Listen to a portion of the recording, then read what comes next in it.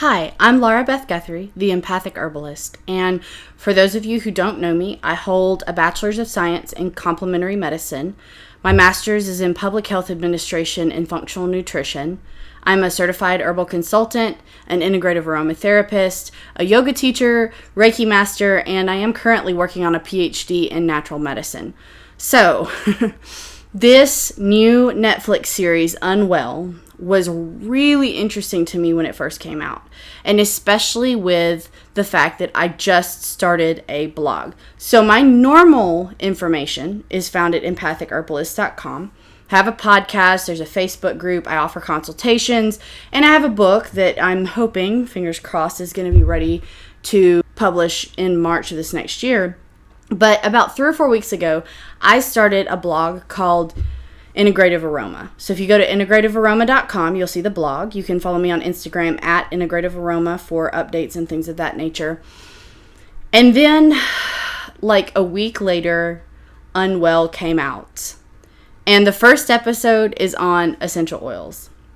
So I want to go through, originally I was like, I'm going to write a blog post on this. It's going to be great. And what ended up occurring was there was so much to unpack in the episode that there was no way to put it in a blog post and make any coherent sense to the blog post. And so I decided that I will do a video, and this video will be on the blog, but it'll also be on the YouTube channel. So, first of all, what I decided to do was I just thought I would go through and discuss the main players of the series. If you haven't watched the series on Netflix, it's really interesting. I encourage you to go. Again, this is just kind of a synopsis of the first episode and some of the issues and some of the benefits of what I saw on the episode. So Amy Quarberg is a clinical aromatherapist and nurse, and I was really excited because the very first thing that I had seen on all of this was like an insider article on a woman who is featured near the end, Stacey, and her reaction to essential oils. And so, of course, that's all the insider article focused on, and it made it sound like this was going to be a documentary where they just purposefully naysayed all essential oils of all time. And so when it started out with a clinical aromatherapist working in an integrative setting, I was extremely pleased, excited, whatever. I'm a total fangirl about it. And one of the things that I really liked is she's offering different scents for the patients to choose from.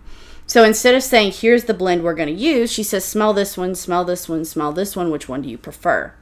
There is some research that's being conducted this way. And of course, how do you manage placebo effect when you're letting people pick their therapy? I don't know. That's a lot of public health stuff could be discussed on that front. But for what we have here, there's some research that shows that it can be beneficial to let people choose. For instance, there's one that's talking about post-surgical pain, and the people got to choose between, I think, lavender, sweet orange, and maybe marjoram. I don't remember exactly, but like they had 2 or 3 different oils that they were able to choose from, and there were some beneficial results from it. And you've got to think about it. Some people don't like the smell of peppermint. Some people don't like the smell of lavender. There's different memories associated to stuff. So if you're just forcing people to inhale or topically apply something that they don't like the smell of, it's going to automatically tense the body up and possibly make the negative feelings even worse. She mentions the pain and anxiety loop, and this is something that's really important with integrative adjunctive type therapies, is that if we can kind of break that cycle where worrying about pain makes the pain worse, which then makes the anxiety about the pain worse, so on and so forth. If we can give people the tools to empower themselves and to relax and be able to say, okay, I can handle this, like I'm strong, I can handle this, then there's going to be a lot less, the theory is there's going to be a lot less opioid use. Opioid use disorder is a major problem in the United States, and that I think essential oils are going to be important as a tool to help with some of the management of pain in the future. Again, we're kind of at that, like, we're at the precipice, I guess, of some new stuff that's coming out, and I really think this is going to be part of it. So, y'all, I have reached out to Amy. I'm hoping that she will reply that she could be on my podcast, because I really think that a lot of the stuff she's got going on is really cool. This is a screenshot from her Facebook page if you want to follow her at Graceful Goddess Amy, and she's working on revamping the Goddess Rejuvenation Program, and I think it's going to be really neat. So I'm looking forward to maybe hearing more about that. The next lady is Lora, and she has created the Complete Aromatherapy and Essential Oils Handbook for Everyday Wellness. This is something that I would encourage you to look at if you're looking for something like a quick guide to get you back on track, like start using some essential oils, that kind of thing. She works as an editor for the International Journal of Professional Holistic Aromatherapy, which is a mouthful, but they are trying to get research out there to understand more about how these essential oils work. What I really liked about this is she is quoted in saying, there are very few scenarios that I can name where it would be beneficial to ingest an essential oil. And I 100% agree with this. I think that makes very good sense. I don't think that there's any reason to think that everybody needs to be ingesting essential oils. And I would take it so far as to say that I've never seen a situation where you absolutely had to ingest essential oils. I know people with digestive issues, all kinds of other things. And there are foods and things that we can use to help people. And then we can use the essential oils topically or through inhalation to help with the emotional state. And that can be a much better and a much safer route to go, especially until we know more about it all. I really love that she mentions focusing on special needs children. Like, that makes me happy. Like, everything about the first 5-10 minutes of this episode made me really happy. And I encourage you to go watch it if you haven't already. And the mom of the kid that Lora is helping mentions that melatonin, like, they're not really sure they want to give it to her because the child cannot verbalize how it makes her feel. I would love somebody to do a study on melatonin versus essential oils and the sleep quality that comes from that. You know, it would have to be done with adults first, but eventually you could also look into kids and stuff like that. So somebody please get on that. Again, like I mentioned earlier, there's this choosing, like you're getting to choose which scents are best instead of just forcing a certain blend and saying this is what you're going to be using. And I think that is one of the best ways that we can look at essential oils. And some people who sell through the MLM companies will tell you that it's actually the essential oils that you don't like that you need. But if you watch this episode, you'll come to find that it doesn't mention it in the MLM discussion. But I think that you will see that it makes sense that might be another tactic to sell oils that maybe don't smell as good and that the company needs to move. I don't think that a lot of the distributors that are in these companies are purposefully trying to push product. I think they believe in the product. Most of the product in MLM companies is really high quality, but we have to make sure that we're being responsible about getting the research done and understanding, like our personal research done, so that we understand what it is that we are encouraging people to participate in. And then they show the front of the house of Dr. Z. Now, Dr. Z and his wife, Mama Z, are kind of highlighted in this episode in what I would say is a slightly unfair light, but they're also not wrong. I'm sorry. I love Dr. Z and Mama Z, so I feel really terrible saying that. Like, you guys are amazing. You're so cute. Like, you make me happy. But there are things wrong with the philosophy that Dr. Z brings to the table, and so I want to talk about that for just a couple of minutes. I have actually gone and read the Essential Oils Diet book that he has. I do not recommend it because they're suggesting that you can use diffusers at any time. As a matter of fact, in the book, he says that you can diffuse around cats without any kind of worry about it causing problems. He says pets, but this includes cats. He never says except for cats. And we all know that cats can be particularly sensitive because their liver doesn't have the enzymes necessary to flush this stuff out of their system.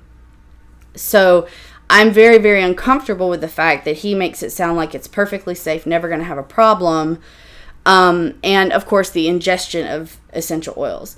Now, I'm doing a lot of naysaying here, and I'm talking a lot about the safety issues, but also know that if you get into a good, high-quality, basic essential oils class, you're going to kind of learn what those limits are and where you can play. And then as you grow in your learning and your knowledge, then you can start reaching into stuff that might be a little bit more like controversial, but you will understand how to do it in a safe manner. And that's my thing. Is this essential oils diet book is supposed to be for somebody that knows nothing about essential oils, and to tell them that any oil that they want can be used with their kids or their pets really makes me very uncomfortable.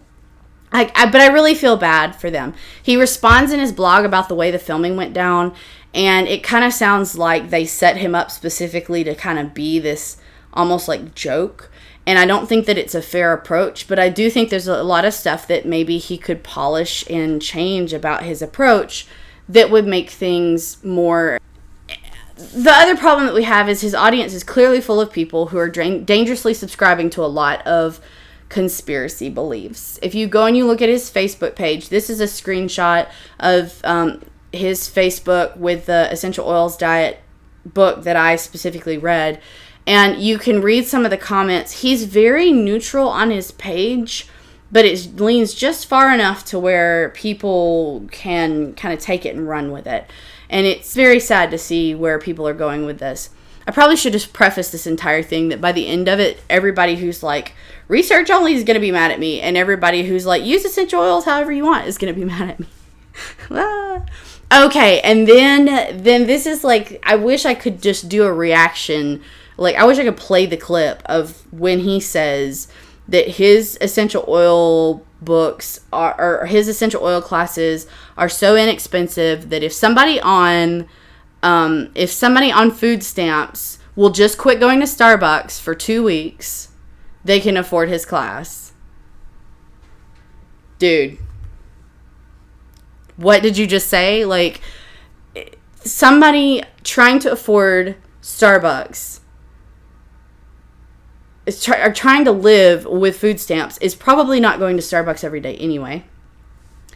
And it's just totally and completely like out of alignment with anything public health related. Like, and I know, like, I have lived with a decent enough salary at this point to where I'm not 100% in touch with all the struggles and things of other people. And I have to constantly learn and grow. And I'm probably going to say stuff sometimes that's going to be dumb. And I'm hoping that people will have some grace with me. But I think when he replies in his blog, he should have just apologized and said, I'm going to do better in the future. And instead he goes on this like rant about how he was, there's a lot of rants, but he gets too defensive, and he admits he was defensive when he was answering the questions of this lady, but then he gets defensive about it in the blog post, and he's talking about, he says that he's speaking from experience, having been on food stamps for more than 3 years while earning my doctorate, and then he comes back and says that I was raised by middle-class American parents. I know what it's like to not have a lot of money. I was earning my doctorate in chiropractic, and we were on food stamps, and we had a lot of debt and a lot of student loans. And like, I can sympathize with that because I have a lot of student loans from my graduate program, and I understand. But at the same time, like, that's not the same thing as somebody who is struggling to make ends meet, who is not in school to eventually make a lot of money, trying to keep moving forward and just staying in that survival mode. And there are people like that, and it's not their fault. That's just where they are. But you better believe those are not the people running to Starbucks every day trying to get a cup of coffee. And if they are, it's really none of your business anyway. But my point being is that, like, this was just kind of one of these weird, like out of touch.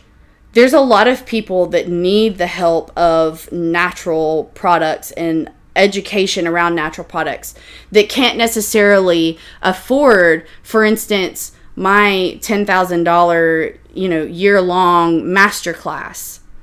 And so you have to have other things to help them. You have to have less expensive options. You have to have free options. And I think this is a really weird, like, thing for him to get focused on, because he could have just been like, I'm sorry, I spoke in a way I should not have spoken. We do have a lot of stuff that's free. We let people, and he does mention this, he says we let people audit the classes and that kind of thing for free. But then, like, to go down this path of, like, we were on food stamps while I was in school for a 6-figure income, like, okay. I swear I'm not trying to turn into, like, cancel culture girl. I just don't understand the mindset here. And the other thing is that on his blog, he says he specializes in public health research and essential oils. And I'm like, okay, great. We're going to get along great. Like, my master's with the public health and everything, like. And then he says this in this blog post, and I'm going to link this blog post in the description so you can go look at it. Up until now, we've seen health officials and governing institutions retract statements, amend guidelines, and change their minds about virtually every aspect of COVID-19. Yes, that's how evidence works. That's what happens when you first find out about something. You have to make your best guess based on similar situations. This is what's called translational research, where we see something that was kind of similar and we say our hypothesis is it will translate into this situation, but then you have to start researching that situation in an effort to figure out if that really does help. And if they were not amending guidelines, then that would be a concern that the research is not being done. Yes, we're learning a lot about the virus. Yes, there's no definitive bottom line or truth, but it really bothers me that he kind of go read the thing. You'll see what I'm talking about. You read the blog post. It makes it sound like we should. Again, it's a very, very, like, neutral stance, but it does kind of lean towards some of the conspiracy theories and that kind of thing. And honestly, a lot of this, and that was, again, in defense of the people who are calling him a coronavirus truther. And so, like, I grabbed this screenshot of this post where he says somebody somewhere is depending on you to do what God has told you to do. And honestly, I think that's what needs to happen with Dr. Z. This is maybe not my right to say this, and I'm saying it anyway. I really think you need to be focused on your positive traits, and you need to stop trying to explain yourself from other angles. I really disagree with the idea that ingestion is safe enough to encourage on a widespread scale. And we're probably not going to agree on our politics, but you've got all this amazing stuff about natural soaps and lotions and detergent, and your relationship with your family is fantastic, and your wife is amazing and beautiful, and like you guys have so much positive stuff going for you and you're living your spiritual truth openly and using it to encourage others.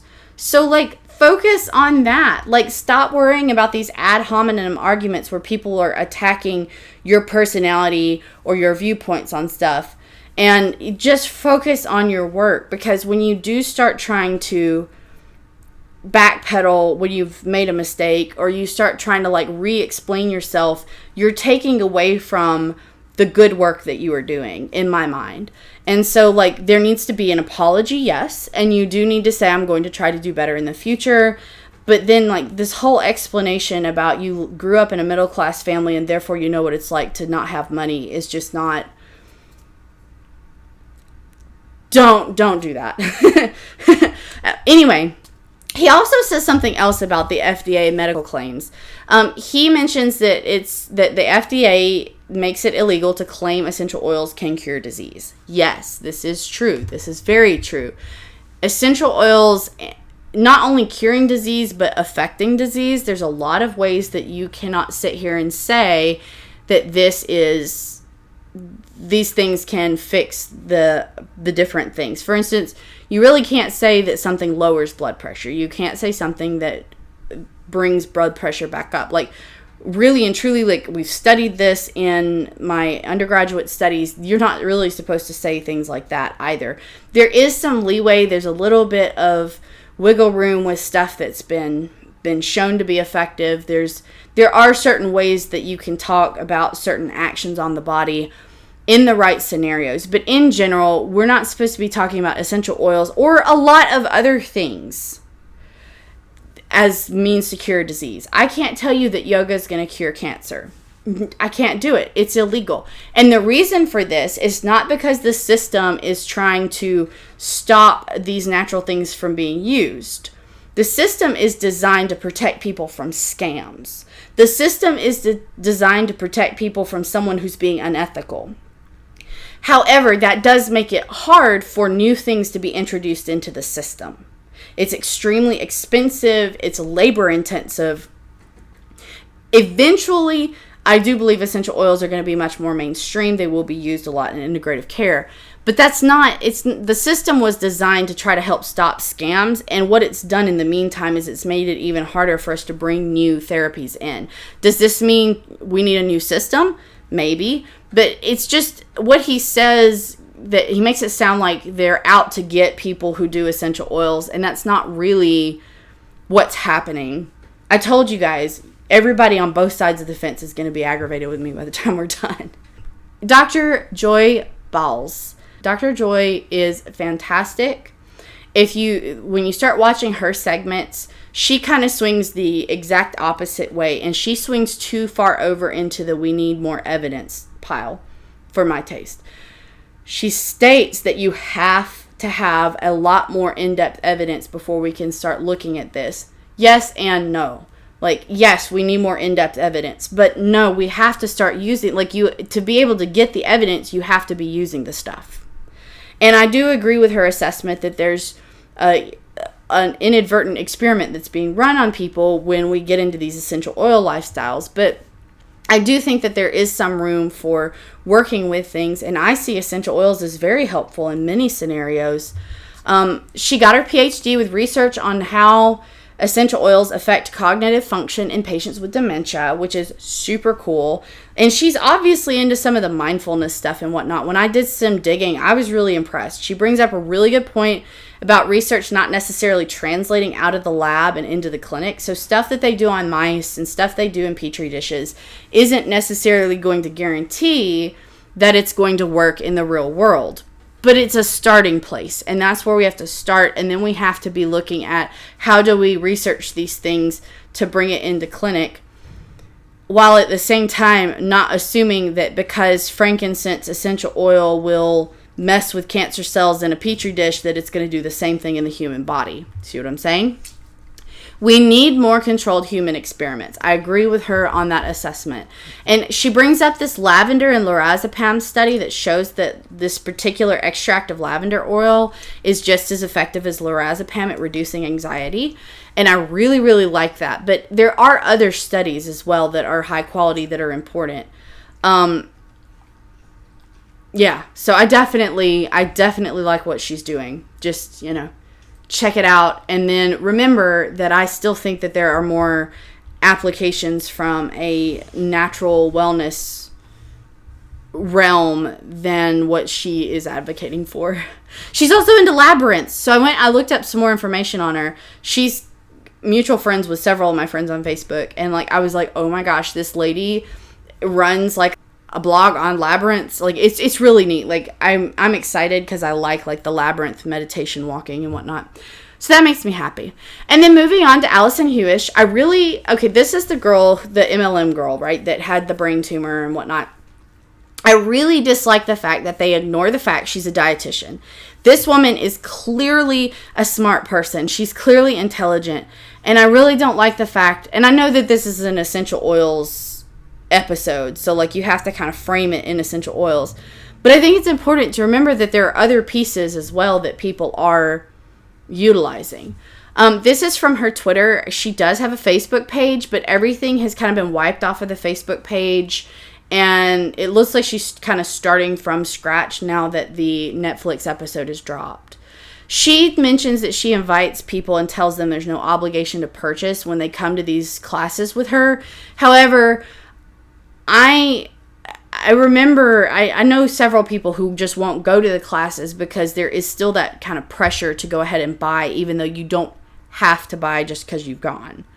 There is the, peer pressure is real, y'all.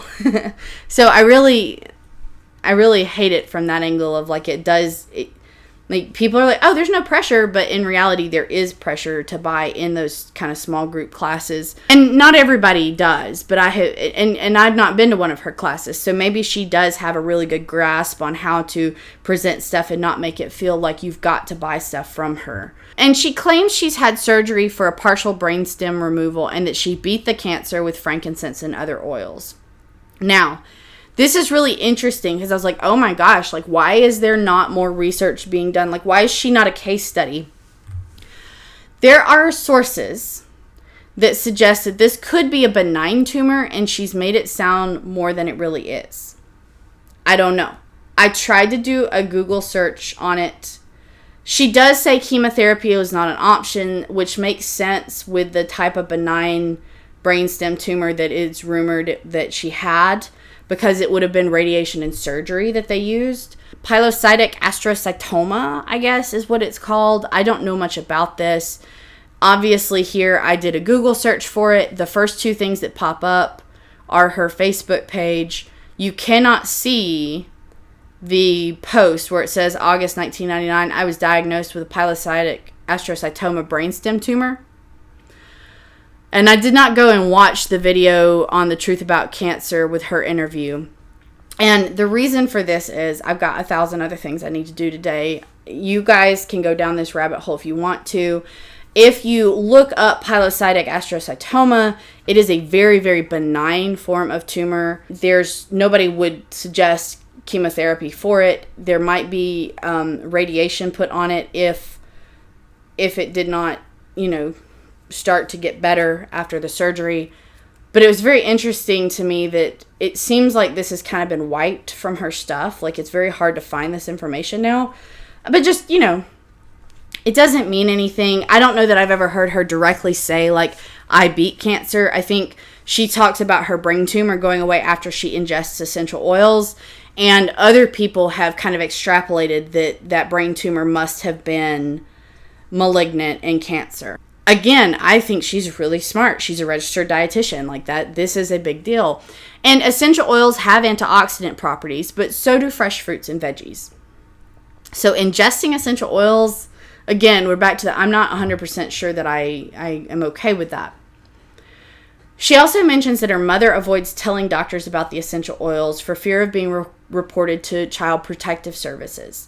This is a very common theme in a lot of natural groups. Don't tell the doctor that you're using oils. I taught a class one time, and one of the ladies popped up and was like, I'm not going to ever tell the doctors that I take these supplements. If you're taking a ton of garlic extract and your doctor puts you on something like warfarin, that's a blood thinner, they could interact and it could be too much for your system. There are certain herbs like kava kava or damiana that when taken with a benzodiazepine, they could be dangerous because they're both central nervous system depressants. Does it guarantee that they'll be dangerous? No. But these things we need to have an open dialogue. So if you are a physician and if you've borne with me this far and you're listening in, I encourage you, if you are not already knowledgeable about essential oils and about supplements, I encourage you to go and do some research. Get into a program where you can learn more about the different herbs. Look at drugs.com. Drugs.com has interaction charts. You will be able to understand those better than even a layperson could. But give yourself some familiarity with a lot of the more common essential oils and supplements so that you can help your patients, when they come to you, understand that you're not going to go screaming to Child Protective Services just because somebody's wanting to use some essential oils. So that's my getting back off my soapbox now. The healthcare system doesn't know what to do with essential oils. I completely agree with that statement. That's why I said educate yourself. Those of you who are nurses and doctors and everything, physician's assistants, anybody, like, educate yourselves so that we can have more of a dialogue. Because if I have more doctor friends who are able to talk to me about things when I have questions, a lot of the times what I get if I'm not at the integrative clinic is people going, well, I don't really know enough about that to have that discussion. Well, so how do we bridge that gap between conventional care and these complementary treatments? And it is harder to get funding for cost-effective treatments. She mentions Big Pharma again, and I understand that there's a lot of concern about that, and I don't disagree. My dad jokes about the medical industrial complex, and there's a lot of problems with that. But your general doctors, your general physicians, your just regular nurses on like the regular level where they're just working with you one-on-one, most of them would love to work from the angle of, yes, here's some supplements that we know will work. We just don't have the kind of gold standard of research that they need. Now, does that mean that we need to change the type of research that we're doing? Or does that mean that we need to be pushing for more funding so that we can get this gold standard research? I'm actually doing a thesis on some of this right now. But anyway. And then she asks, are you any healthier because of traditional medical care? And what she means is conventional medical care. She's not talking about traditional health systems like from like Ayurveda, TCM, First Nation stuff. She's talking about conventional medical care. And my answer to that is yes, dear. Like, yes. And so are you. So are you. Because you had surgery to remove the first part of that tumor. And that's mind-blowing that that's even a question that you can get away with asking. Now, that being said, let's remember that these people have edited this documentary. So again, I've never been to one of her classes, and it could be that if I went to one of her classes, I could be like, oh, mind blown. She's obviously smart. She's a registered dietitian. She's taken a lot of classes. She has like a double master's. If you go look up some of her biography and stuff, she's not just some random person doing this. But it concerns me some of the things that are being said. The episode also goes into some MLM issues. I'm not really 100% devoted to this kind of thing. I've got mixed feelings on it. I have friends and family members that use MLM healthcare products. I grew up on Nature's Sunshine, which is technically MLM. My cousin uses Arbonne. I have the hardest time remembering the name of it. So I have a lot of people that I know that are utilizing MLM products, getting good results from them. My mom, Nature's Sunshine was amazing when we were kids because my mom used it and it helped her a lot. But you also have to recognize that there is a possibility of scam artists with anything that is kind of, popular like this. There are ways that people can twist it and distort it in a way that creates a scam, and it's a problem. And those things need to be caught. The company needs to catch them. People do need to be careful when they are looking at these things. And the most important thing in my mind that the documentary points out is these companies encourage people to start using the products as a full-on lifestyle, and that's a double-edged sword. Yes, I understand these companies have to make a profit, but like Dr. Joy talks about, trying to utilize these things all the time, every day, and essentially immersing yourself in them. These are highly concentrated oils. It takes pounds upon pounds of rose petals to make one little bottle of rose essential oil. Same thing with lavender, cinnamon, all that stuff. So you can't just go, oh, no big deal, like, just use them all you want. They're totally natural. Well, remember, hemlock is natural as well, and it killed Socrates, and that wasn't even an essential oil. But you see my point. Like, we do have to kind of be careful.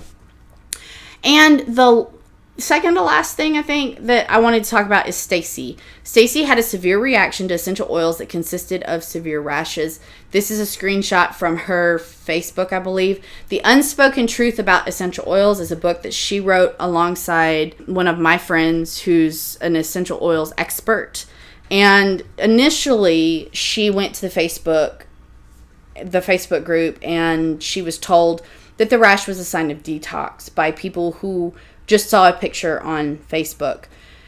And in reality, as she found out later, she had developed sensitivities to certain oils because she was ingesting so much of it per day. So remember, natural is not the same thing as safe.